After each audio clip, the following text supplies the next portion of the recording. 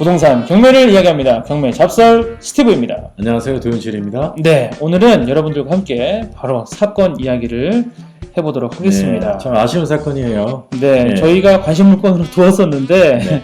다른 사건을 하다 보니까 저희가 입찰을 못 들어갔던 물건이죠. 그렇죠. 내가 결과를 보니까 네. 물론 이제 이따가 뭐 말씀 나누겠지만 네네. 우리가 입찰을 했어도 네. 경우에 따라서는 글쎄요 한 2등 정도, 네. 차순위 정도 됐었을 것 같은데 네. 이 영상을 만들면서 여러분께 교훈이 되는 그 내용이 있어서 네네. 이걸 준비했습니다. 네. 더불어서 우리가 영상을 촬영하기 전에 인근 개업공인중개사를 통해서 현재 매매 가능 시세하고 네. 전세 가능 시세를 알아봤죠. 네. 네. 그래서 현재 최고가 매수 신고인이 네. 아직 그 대금을 납부했는지는 아직 알 수 없으나 네. 만약에 납부하고 만약에 네. 실입주를 하거나 네. 아니면은 매도 처분을 한다 손 치더라도 얼마만큼 저렴하게 네네. 이 물건을 잡은 결과인지 네. 여러 가지를 한번 확인시켜 드리면서 네. 아직까지도 부동산 경매가 비전이 있다.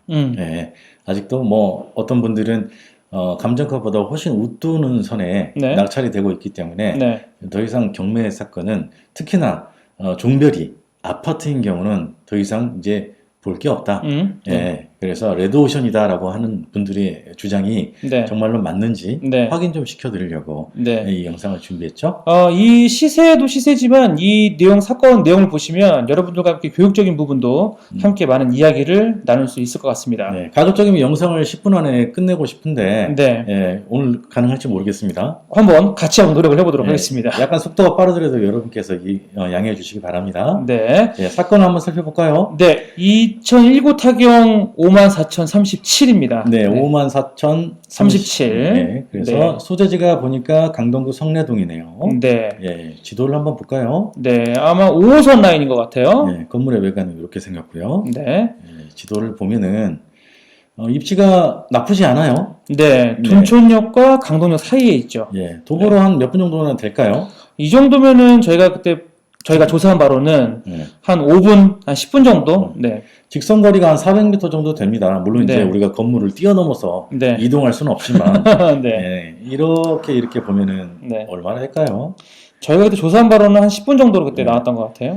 우리 팀장님 걸음 같은 경우라면은 10분 정도 걸릴까요? 네. 저는 조금 더 늙었으니까 좀 더 걸리겠군요. 이 대목을 굉장히 좋아하시네요. 나이가 아무래도 제가 조금 더 젊다 보니까 일단 5호선 라인에 있는 물건이고요. 네, 성내동에 저희가 나홀로 아파트라고 흔히들 말하는 그런 물건이었죠. 그렇습니다. 소단지 아파트입니다. 네. 이 사건이 경매 개시 결정이 2019년 8월 23일입니다.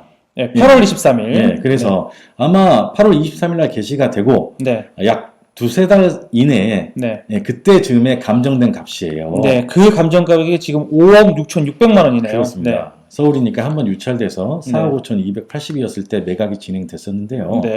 이게 그 신건의 경우 2020년 9월 28일 날 비로소 매각이 진행됐다가 그때 당시에 유찰이 됐습니다. 네, 한번 유찰됐죠. 그래서 그 다음에 유찰된 상태에서 최저가가 5억 2천 4억 5천? 4억 5천이죠. 네, 4억 5,280이었을 때 저희가 이것을 눈에 좀 들어와서 관심을 갖고 있다가 또 다른 사건, 물론 그 사건도 굉장한 차익을 봤습니다. 그런데 이제 우리가 입찰을 못했고 입찰을 만약에 했더라고 하면은 저는 한 5억 3천 정도를 생각했는데 저는 그때 예상 가격이 그때 저는 5억 5천을 생각했죠. 저는. 우리가 그렇게 판단한 이유가 뭔지 실거래가를 보면 알 수 있죠. 물론 이제 본건은 3층이고 요거는 전용이 84.74. 그래서 실거래가가 약 7억 가까이에 매매 계약이 된 것을 보고 우리가 입찰가를 산정했는데 그때 당시에 그럼에도 불구하고 5억 3천, 5억 5천 이렇게 우리가 약간 욕심을 냈던 이유가 보통의 경우 이렇게 소단지 아파트를 투자자들이 약간 꺼려들 하거든요. 많이들 안 하시죠. 그런 빈틈이 있습니다. 그래서 801동, 802동 두 개 동짜리예요. 이게 그러다 보니까 사람들이 좀 꺼려해요. 거기에다가 꺼려할 수 있는 대목이 또 뭐가 있었냐면요. 여기 이 내용 권리 분석 내용 보시면 아마 저희가 왜 이렇게 산정했는지 이유도 같이 나올 수 있어요. 지금 생각하면 좀 아깝네. 지금 보면은 매각물건 명세서의 하단 부분을 보면은 네. 현재 그 점유를 하고 있는지 아닌지 알 수 없으나 네. 1억 9,600만 원의 유치권 신고가 되어 있습니다. 네. 네. 그러니까 약 2억 원 정도의. 네. 그러니까 이게 그 현재 점유 관계를 네. 우리가 확인을 해보면 유치권을 신고한 자의 이름이 여기 있어요. 네. 근데 우리가 이제 방송용이다 보니까 이름을 가렸습니다. 네, 밑에는 나와 있네요. 같은 형씨, 특이한 형씨죠. 네. 네. 그래서 아마 그 가족 관계로 보이는데요. 네.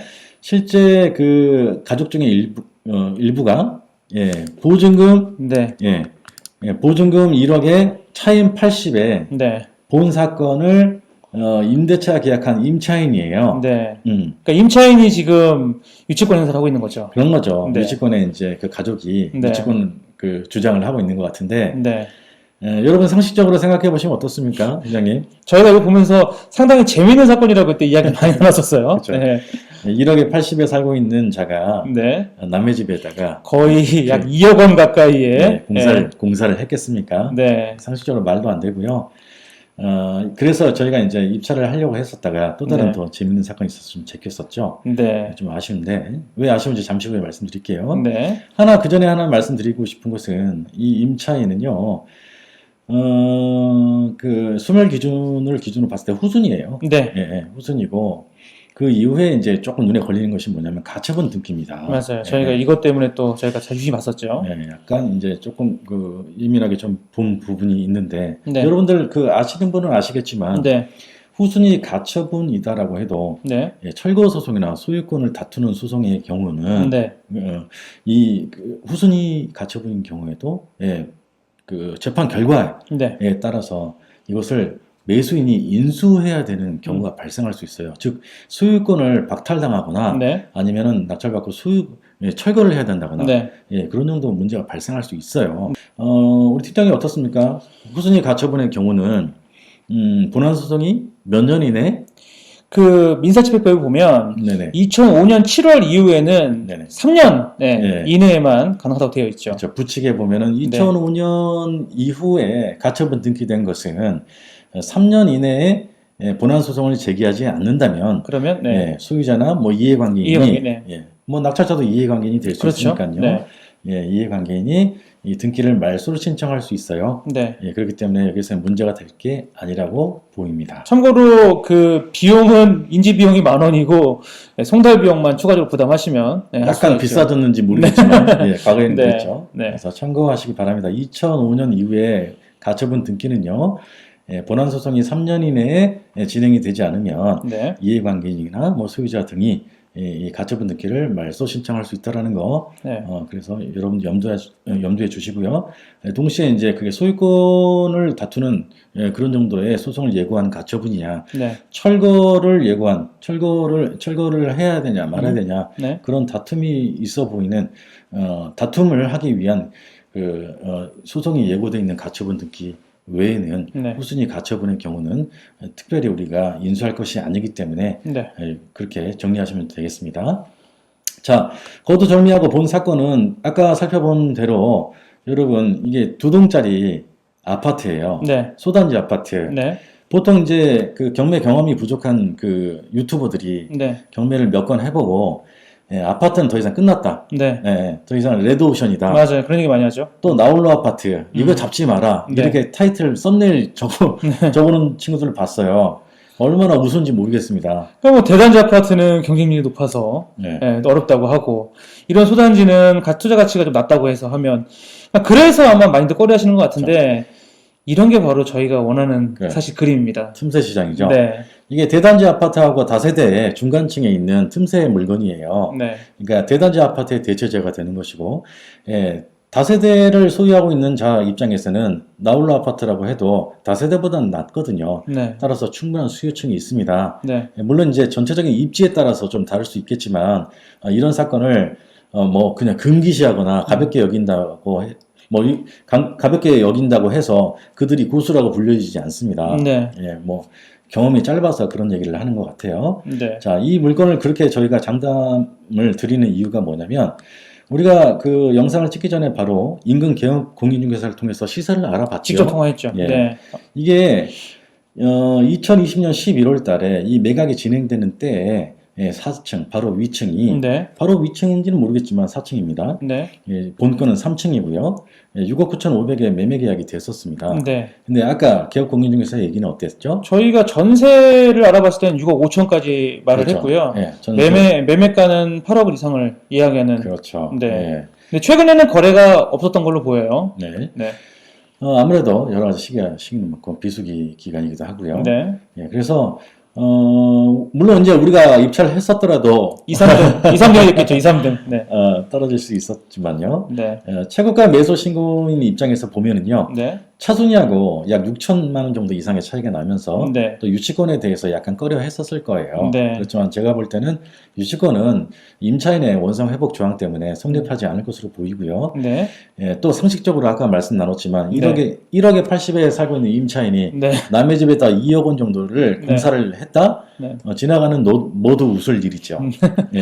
그래서 제가 재밌다고 그랬던 네. 기억이 납니다. 네. 그렇죠. 그래서 이 사건이 지금 그 개업공인중개사가 하는 얘기가 6억 5천 정도의 전세가 네. 가능하고 네. 매매는 현재 경쟁 물건이 없다. 네. 그래서 8억 정도에 내어보자 네. 라고 의견을 줬습니다.